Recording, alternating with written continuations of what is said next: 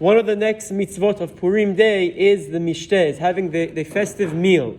We know already that the Megillah alludes to this meal at the end of the 9th perek, Yemei mishteh v'simcha, days of festivity, of happy meals, and rejoice and being happy.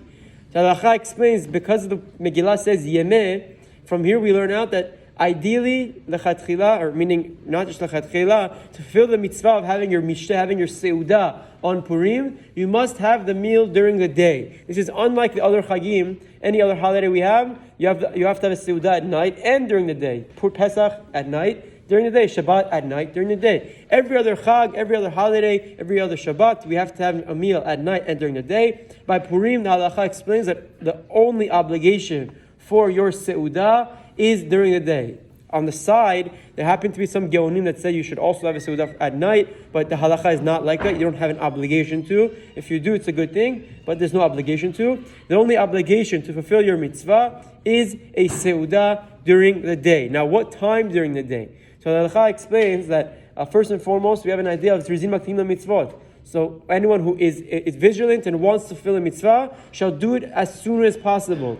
And that's actually the practice of some of the Gedolim. Rav Ovadia, they say we always have his seudah right after the morning, fulfill the obligation as soon as possible without any delay.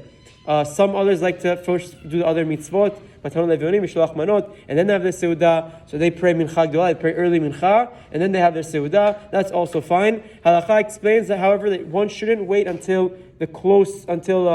near sunset to start the seudah, because then you're going to have your entire merriment and have your entire enjoyment and simcha on Shushan Purim, on the day after Purim. So that's why they say you should try to start at least at some time during the day, so you can spend good time, good minutes during Purim Day proper, rejoicing, eating, being happy, and having simcha.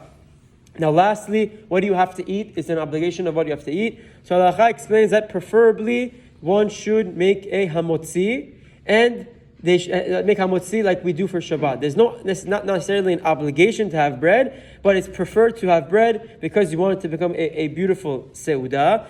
But what is obligated to have, or I prefer to have, is some meat and some wine, something that will enable you to have a lot of simcha on your Purim day, which we consider with having meat and having wine. It's actually interesting enough that this mitzvah also applies to women. Women have an obligation to have a seudah as well. So men should make sure that they're having a seudah at home if they're going to be with their friends also, but primarily make sure that your wife and your children obviously also have the mitzvah, have a seudah with meat, with a little bit of wine. Obviously they don't have to go crazy, some bread if they want to, but that's the bare minimum of what they need to eat to fulfill the mitzvah. And obviously it goes without saying that one has to be extremely cautious and careful when it comes to drinking alcohol and drinking wine on the Purim day, on the Seudah. There are many poskim that say that you fully fulfill the mitzvah of drinking until you don't know the difference between Aror, Haman, Baruch, Mordechai, with wine specifically, and not with any other hard liquor. We asked Rabban Chaim, he said he doesn't think that's necessarily the case. I think he just lav davka yain, but many other poskim say that only wine. So whatever it is, one should be very careful to not make a chilul Hashem, God forbid, be responsible, drink responsibly, and have proper simcha, not become something that isn't simcha, and rather chilul Hashem. Have a wonderful day.